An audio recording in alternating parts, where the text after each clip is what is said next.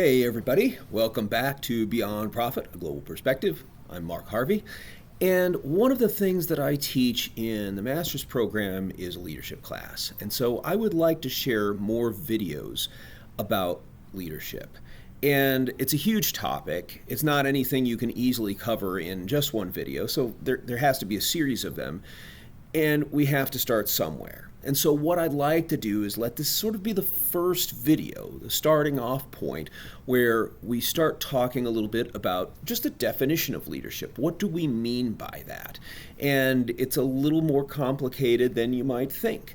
A lot of people equate leaders with management when you get into business practices, but there are some pretty clear distinctions. So in this video, we want to talk a little bit about some of those distinctions, but also get a sense of what leadership is. And then from that point, we can start talking about more complicated subjects like how much control does a leader have over their environment? How do they lead? What are some effective techniques? So let's get into it.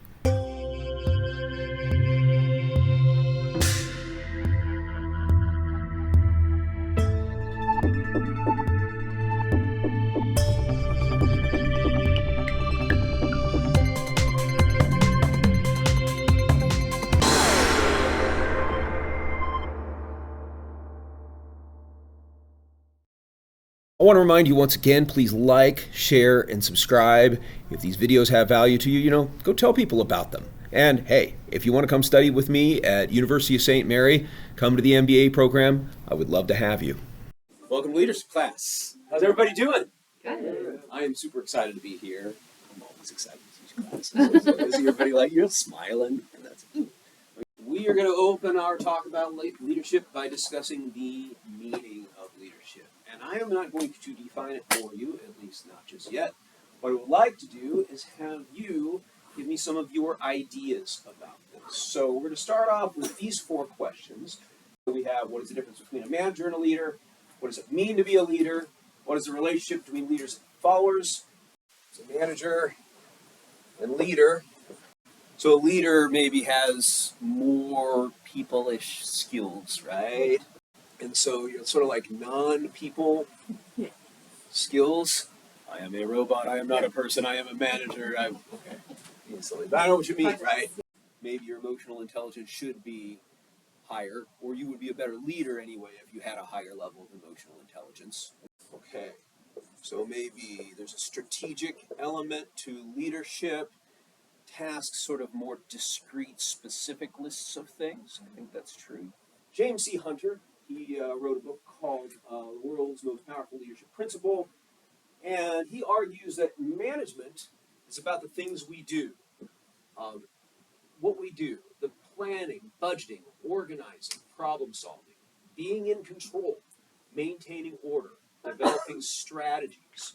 Right? Management is what we do. Leadership is who we are. So he describes leadership as the skills of influencing people to enthusiastically work toward goals identified as being for the common good, with character that inspires confidence. A manager isn't necessarily someone who is less capable or bad compared to a leader. They have different functions. So let me ask this question. Is it possible for somebody to be a good leader but a bad manager? Yes. Yeah. Well, I mean, because we're sort of like, oh, the leader, they're a people person, and the manager, they just do their tasks, okay? But like, dude, somebody's got to do the tasks, right? If the tasks don't get done, then the place falls apart. You could be all sorts of inspirational, but like, if you can't get the job done, then that's not good. And maybe those positions can be separated out, but I also think that your best case scenario is that you have some elements of both. In order to be an effective leader, you need maybe some good management skills. In order to be a good manager, it helps if you've got leadership skills. Crazy. Some people do not have the ambition for leadership. And some people just have, we need people who can just do their jobs. What is your drive? What is your passion, right? Is your passion, do you have some mission in life and it's like, hey, I'm going to try to make this a positive thing where I'm going to help this organization, or I'm going to advance this cause, or I'm going to like do this product, this creative thing, whatever, right? Is it going to be like that, or you just like the smell of power? And there are people like that too. Like, that is their ambition, that is their drive. It's like, I don't have to be good to people, I just have to do enough to the point where I get where I want to go.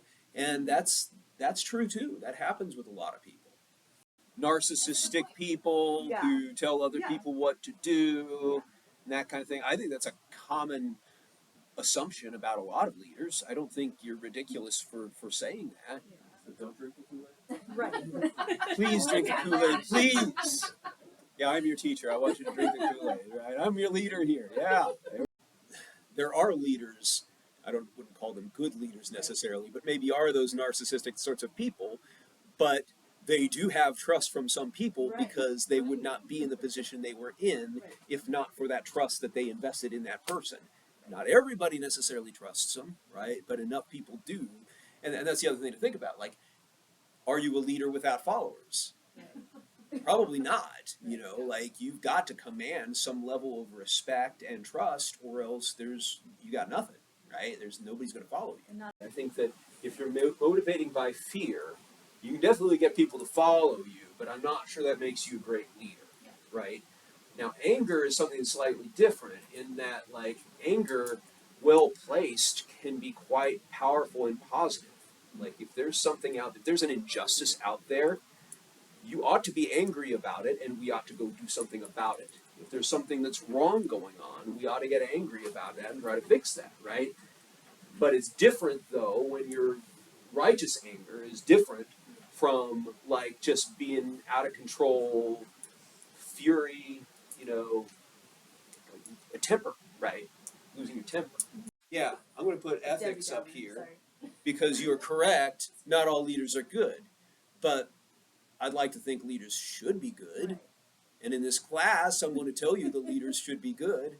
We're also going to talk about the bad stuff too, because, like, right? There is a lot of that stuff, and what not to do. There's some leaders that, are not always working for the common good with character that inspires confidence. Am I wrong? Right? So, but we want to be those kinds of leaders. I think this is a good definition from the standpoint that this is what I want you to aspire toward. This is what I want you to do. I think this is what you would want to do yourself. This is the kind of leader you would want to be. What is leadership, right? Leadership is action, not position.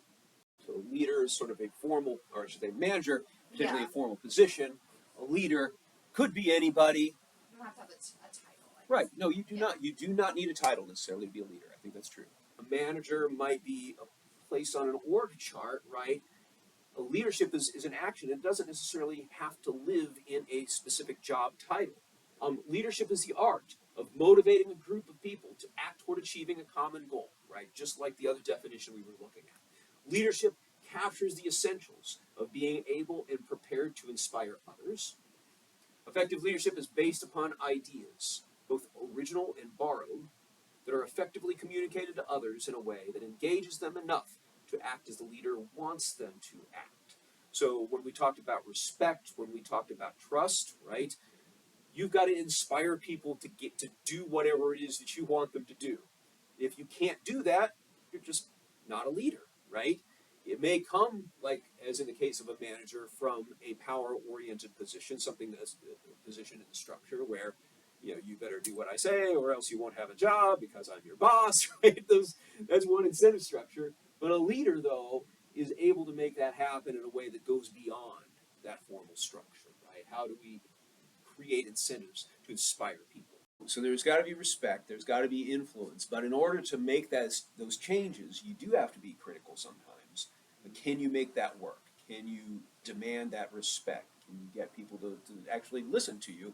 Maybe not get all bent out of shape in the process, right? That's the other thing. You think it's possible that sometimes leaders have to say things to people that they don't want to hear?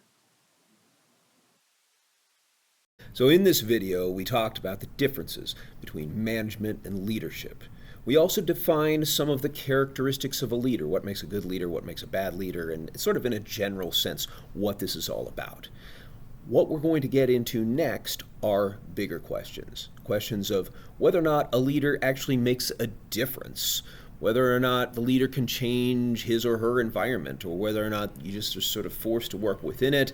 Under what circumstances can a leader make a difference? So that's what's coming up next. But for now, I just want to thank you for watching this video. So we'll catch you next time.